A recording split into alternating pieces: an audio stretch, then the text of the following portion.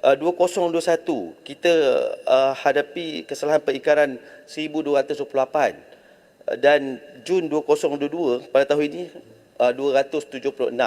Jadi kita mengambil kira dalam keadaan kita nak mengukuhkan pasaran tempatan, peniaga tempatan supaya dapat layanan sama rendah, sama tinggi dengan negara luar, dan itu sebabnya kita bawa pindaan ini supaya pindaan ini akan memberi hasil kempanan fizikal negara, dan akhirnya ia juga akan sebab bukan negara kita sahaja yang lakukan perkara ini seperti mana yang telah saya sebutkan tadi. Terima kasih Tuan Yang Pertua. Terima kasih Halim Mohamad. Penjelasan. Sekarang dia berlawanan dengan konsep de minimis. Apakah maksudnya de minimis kalau ia tidak diterima pakai? Saya rasa de minimis maksudnya ialah kerana kita tahu cost transaksi, transactional cost. Transactional cost adalah bila kita kena isi borang-borang, kita kena patuhi peraturan-peraturan, itu adalah satu cost untuk bisnes.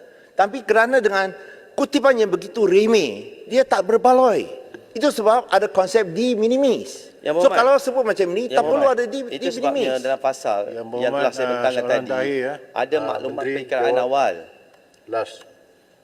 Bukan, saya harap ada maklumat perkiraan awal yang telah kita buat tagging. Kita buat pindaan dan kita tambah satu section yang Muhammad. Yang Muhammad baca dulu pindaan ini supaya bila barang masuk dan kita tak payah buat. Sekarang ni apa yang berlaku? Kita terpaksa di kaunter. Saya pergi sendiri yang Muhammad. Saya pergi sendiri ke lapangan. Saya pergi ke KLIA tempoh hari. Saya melihat proses begitu renyah dan begitu sulit dan menyukarkan. Jadi dengan apa yang kita buat ini, di samping kita dapat hasil negara dan kita dapat mempercepatkan proses pengeluaran. Yang Muhammad, saya harap Yang Muhammad dapat bacalah. Sekarang sebut apakah jumlah hasil yang dikutip daripada 10% ini. Itu yang ditanya oleh Bukit Bendera. Bukan saja untuk luar negeri tapi tempatan. Tak dijawab langsung oleh Yang Berhormat Timbalan Menteri. Okey, Yang Berhormat Menteri ada. Yang Berhormat, saya bagi jawapan tertulis. Saya tadi ada Yang Berhormat. Banyak saya tak dapat. 200 juta. Betul, saya tak percaya. 200 juta untuk LVG sekiranya kita laksanakan. So bukan untuk inilah. Untuk inilah kita jangka dapat 200 juta. Daripada 10% untuk 500 low value goods. Ya, tadi saya dah sebut Yang Hormat. Saya sebut satu persatu tadi daripada jangkaan simulation yang kita buat daripada beberapa tahun ke belakang. Ini hanya untuk daripada luar negeri. Tapi tempatan berapa? Terima kasih Yang Hormat. Terima kasih Tuan Ibu. Harap boleh bagi untuk tempatan. Okey, cukup. A very good deliberation dengan izin of the debate. It was good. Alright, berikutannya kita terus kepada agenda mesyuarat.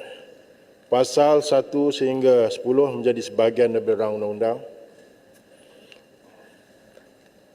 Tuan Pengerusi, saya mohon mencadangkan rang undang-undang ini dimaklumkan kepada majlis sekarang.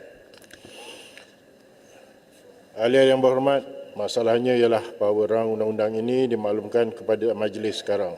Ahli-ahli yang bersetuju katakan bersetuju, yang tidak berkatakan tidak, tidak lebih suara bersetuju, majlis bersidang semula sebagai majlis mesyuarat.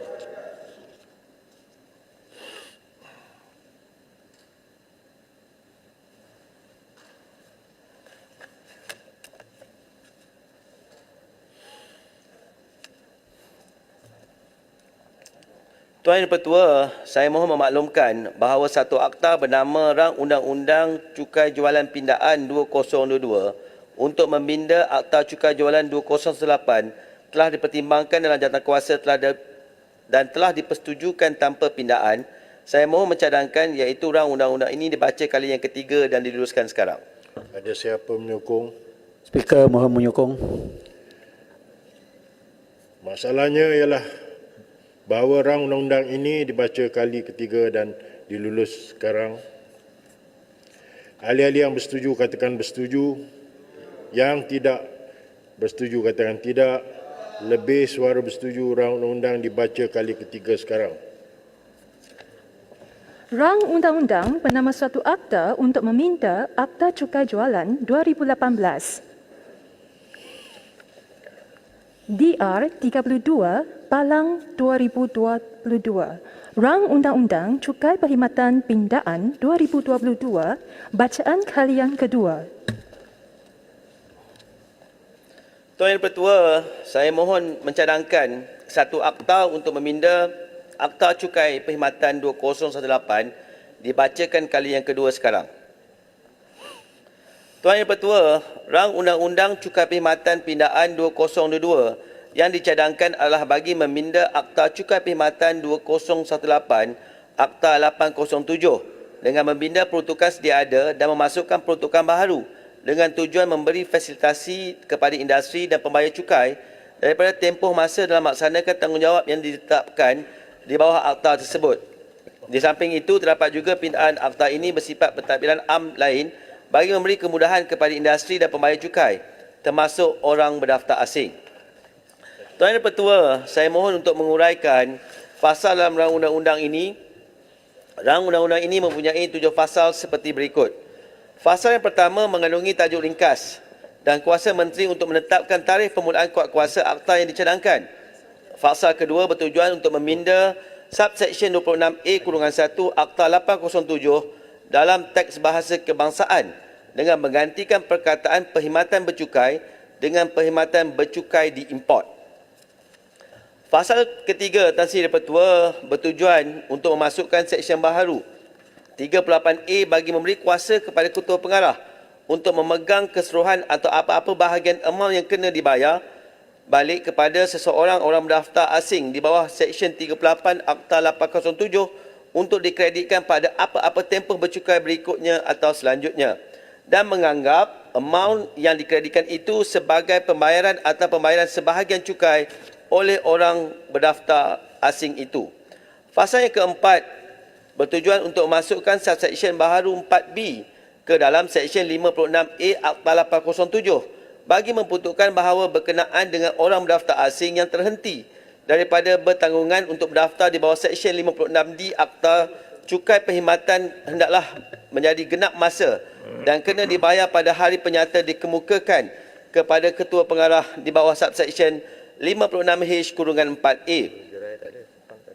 Fasa kelima, Tan Sri Pertua, bertujuan untuk meminda Seksyen 56D Akta 807 bagi memasukkan perenggan baru AA untuk memperuntukkan bahawa orang berdaftar asing terhenti daripada bertanggungan untuk berdaftar sekiranya ketua pengarah berpuas hati bahawa jumlah nilai semua perkhidmatan digital diberikan olehnya dalam bulan itu dan 11 bulan sebaik sebelum bulan itu adalah tidak melebihi jumlah nilai perkhidmatan digital sebagaimana yang ditetapkan di bawah subseksyen 56B-1 Akta 807.